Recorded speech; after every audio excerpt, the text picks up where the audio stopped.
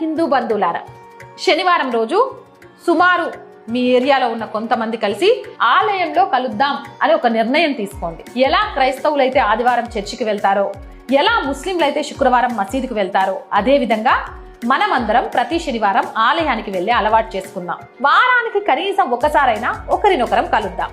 ఈ రోజు ఖాళీగా ఉన్న మన ఆలయాలను శక్తి మరియు ఐక్యత కేంద్రాలుగా మార్చుకుందాం. శనివారం 7 గంటల నుంచి 7:30 వరకు ఆలయానికి తప్పకుండా వెళ్దాం. ఒకసారి ఊహించండి, భారతదేశంలో లక్షలాది ఆలయాలు ఉన్నాయి.